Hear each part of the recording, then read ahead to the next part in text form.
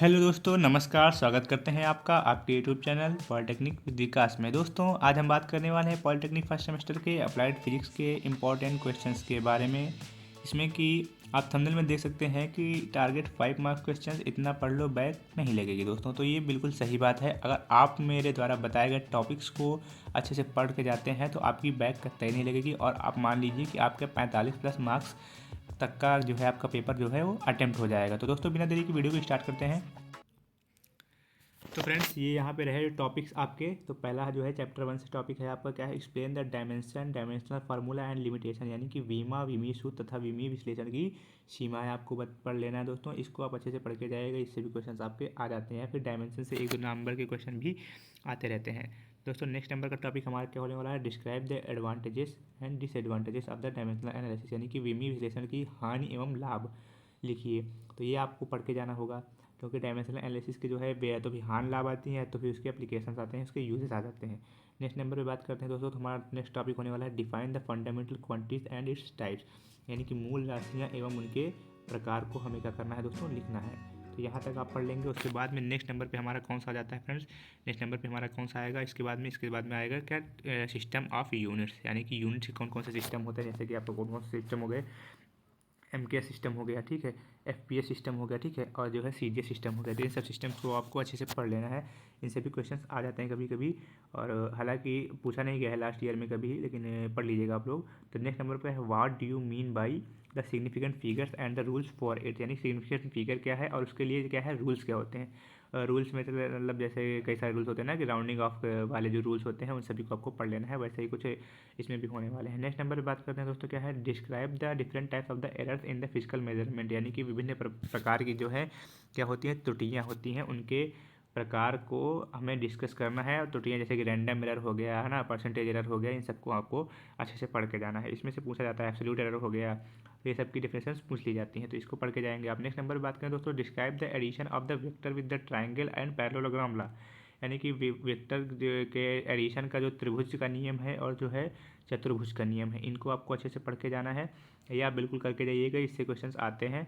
और next number पे बात करें दोस्तों, तो डिफरेंस बिटवीन द मास, यानी कि द्रव्यमान, और वेट, यानी कि भार के बीच में जो है वो आप डिफरेंस पढ़ के जाएंगे। नेक्स्ट नंबर पे बात करें दोस्तों, तो हमारा कौन सा टॉपिक होने वाला है, law of conservation of linear momentum, यानी कि रेखीय संवेग संरक्षण का सिद्धांत। रेखीय और कोणीय दोनों का ही आता है, तो आप दोनों पढ़ लीजिएगा। आगे हालांकि डिस्कस करेंगे हम, लेकिन आप यहाँ पे बता दे रहे हैं रेखीय संवेग संरक्षण का सिद्धांत और कोणीय वेग संवेग संरक्षण का सिद्धांत आपको पढ़ लेना है। नेक्स्ट नंबर पे क्या है, relation between the angular velocity, यानी कोणीय वेग, लीनियर वेलोसिटी, रेखीय वेग, यानी कि V=R वाला जो आपका प्रूफ होने वाला है फ्रेंड्स, उसको आप पढ़ लीजिएगा, V=R वाला।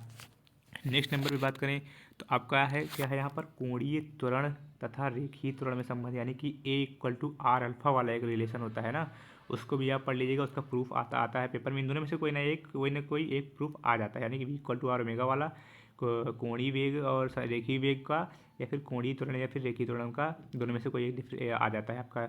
नेक्स्ट नंबर बात करें दोस्तों, why cyclist lean toward the inward direction on going the curve, यानी कि झुकाव के जगह पर क्या होता है, जो साइकिल चालक होता है वो मतलब अंदर की ओर क्यों झुकता है। तो इसके बारे में जो आपका थ्योरी है थोड़ी सी, उसको पढ़ लीजिएगा। और जो है इसका प्रूफ भी वगैरह, मतलब फार्मूला जो है आपके ड्राइव होके आता है, उसको भी पढ़ लीजिएगा।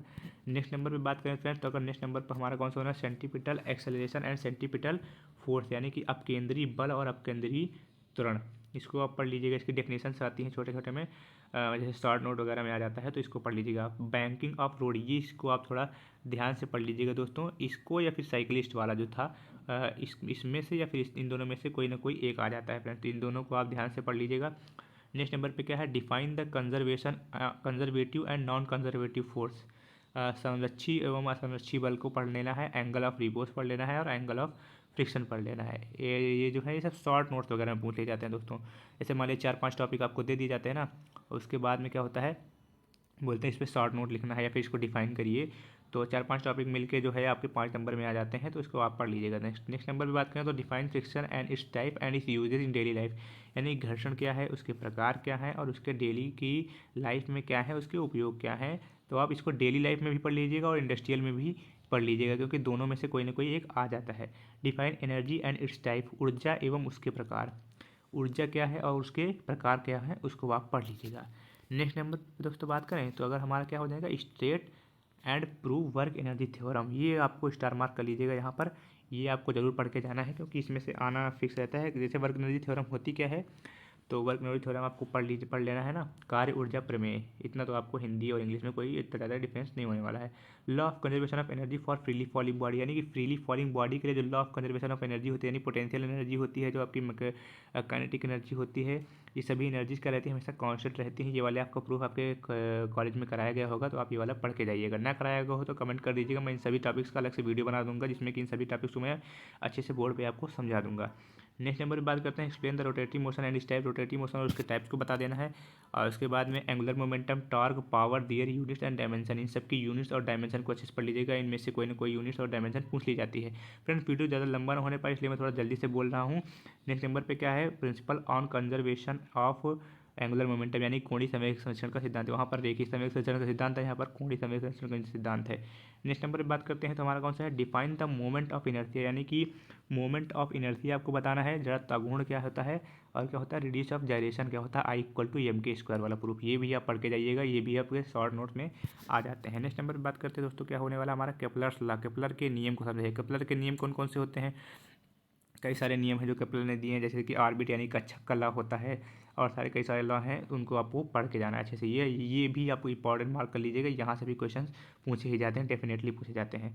Find the gravity on height H above earth surface, earth surface से ऊपर ऊंचाई एच पे जो है क्या है, गुरुत्वाकर्षण फाइंड करने का जो आपका प्रूफ है उसको पढ़ लीजिएगा। और डिफाइन द ग्रेविटेशन पोटेंशियल, यानी कि गुरुत्वीय विभव क्या होता है, ग्रेविटेशनल पोटेंशियल एनर्जी जो होती है उसको भी आप पढ़ लीजिएगा। नेक्स्ट नंबर पे बात करें तो हमारी कौन सी है, एस्केप वेलोसिटी पढ़ लीजिएगा। Derive the expression for the earth surface, earth surface के लिए इसकी एक्सप्रेशन और इसकी वैल्यू क्या होती है वो भी पढ़ लीजिएगा। Define the satellite and its type, satellite क्या होते हैं और उसके टाइप्स क्या होते हैं, उसमें से जियो स्टेशनरी सैटेलाइट जो है वो आप अच्छे से पढ़ लीजिएगा। नेक्स्ट नंबर पर बात करें दोस्तों, concept of black hole, black hole का कॉन्सेप्ट क्या होता है, ये जो है मतलब पिछले साल भी आया था क्वेश्चन और इसके पहले भी आया था। तो बच्चे जो है ब्लैक होल में बना के लिखाते हैं कि ब्लैक होल एक बहुत बड़ा गड्ढा है, उसमें सब कुछ समा जाता है, उससे कुछ भी वापस नहीं आता है। तो ऐसा कुछ आपको नहीं करना है, मतलब इसके बारे में डिटेल जानकारी ले लेनी है। ब्लैक होल क्या होता है, मतलब ये नहीं कि बहुत बड़ा गड्ढा है कुछ भी लिख दिया, ऐसे में तो आपको नंबर नहीं मिलने वाले ना, तो अच्छे से आपको लिखना पड़ेगा। नेक्स्ट नंबर पे बर्नौली थ्योरम, बर्नौली थ्योरम पढ़ लीजिएगा, उसका एक एग्जाम्पल पढ़ लीजिएगा, जैसे कैपिलरी ट्यूब वाला होता है, ये सब पढ़ लीजिएगा ना। और प्रिंसिपल ऑफ कॉन्टिन्यूटी पढ़ लीजिएगा, सततता का सिद्धांत, सततता का सिद्धांत। Capillarity tube, rise of liquid, यानी कैपिलरिटी ट्यूब में जो होता है लिक्विड का क्या होता है, कैपिलरिटी ट्यूब में लिक्विड का बढ़ना आप पढ़ लीजिएगा। और सरफेस टेंशन पढ़ लीजिएगा, हुक्स लॉ पढ़ लीजिएगा, रेनॉल्ड्स नंबर पढ़ लीजिएगा। ये सभी छोटे छोटे टॉपिक्स हैं, बस दो दो तीन तीन लाइन की डेफिनेशन है, एक एक दो दो लाइन की डेफिनेशन, लेकिन इनको सबको पढ़ लेना है आपको, क्योंकि क्या पूछ लिया जाएगा ये हमें भी कभी कभी मतलब कुछ टॉपिक्स तो होते हैं उनका डेफिनेटली आना फिक्स होता है ना, लेकिन कुछ टॉपिक्स ऐसे होते हैं जो कि मतलब रोटेट होते रहते हैं। अब की साल रेनॉल्ड नंबर पूछ लिया, फिर यंग मॉडुलस पूछ लेगा अगले साल, फिर पॉइजंस रेशियो पूछ लेगा, फिर एंगल ऑफ कॉन्टैक्ट पूछ लेगा। तो ये सब जो होते हैं इन सभी को पढ़ लीजिएगा, क्योंकि ये छोटे छोटे दो दो तीन तीन लाइन, एडहेसिव फोर्स क्या होते हैं, कोहेसिव फोर्स क्या होते हैं, कंटिन्यूटी इक्वेशन क्या होती है ना, और कंडक्शन क्या होता है, कन्वेक्शन क्या होता है, रेडिएशन क्या होता है, यानी कि रेडिएशन मतलब विकिरण क्या होता है, ऐसा सब आप पढ़ लीजिएगा। इसकी भी हिंदी इंग्लिश में कोई इतनी डिफिनेशन दिक्कत नहीं होने वाली, क्योंकि कंडक्शन कन्वेक्शन हम छोटे से सुनते आते हैं। आइसोथर्मल और एडियाबैटिक प्रोसेस ये पढ़ लीजिएगा, हालांकि ये पूछा नहीं गया है लेकिन पढ़ लीजिएगा, क्योंकि इसका नॉलेज अगर आप अभी ले लेंगे तो आपको जो है आगे नेक्स्ट आने वाले सेमेस्टर में आपको इसका फ़ायदा मिलने वाला है। Zeroth law of thermodynamic, first law of thermodynamic बिल्कुल आसान है, बिल्कुल ही एक एक लाइन की डेफिनेशन है, दो दो लाइन की, ये आप पढ़ लीजिएगा। एक और दो नंबर वाले जो थोड़े से क्वेश्चन मैंने जो है अपने मतलब निकाले हैं, तो उसमें से जो मतलब डेफिनेटली बहुत ही ज़्यादा इंपॉर्टेंट थे तो मैंने उनको जो है फाइंड आउट किया है। तो unit of gravitation constant, gravitational constant की यूनिट पढ़ लीजिएगा, हो सकता है ये आ जाए क्योंकि थोड़ा यूनिक क्वेश्चन है, तो आता है पेपर में आता रहता है, तो इस वजह से मैंने इसको बताया है। डायमेंशन यानी कि विमाओं में से कौन सा आता है, विद्युत धारा पढ़ लीजिएगा, वेग पढ़ लीजिएगा, त्वरण, संवेग, कार्य ऊर्जा और टार्ग, इन तीनों की डायमेंशन क्या होती है, तीनों की डायमेंशन क्या होती है फ्रेंड्स, इन तीनों की डायमेंशन होती है हमारी सेम होती है, जैसे कि M/L/T-2।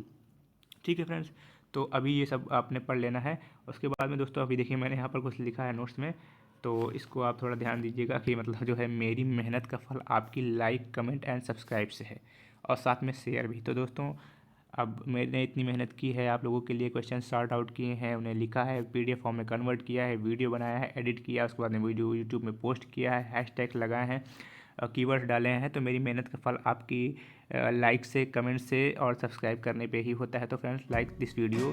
Thanks for watching. मिलते हैं अपनी नेक्स्ट वीडियो में, तब तक के लिए tata bye, love you all.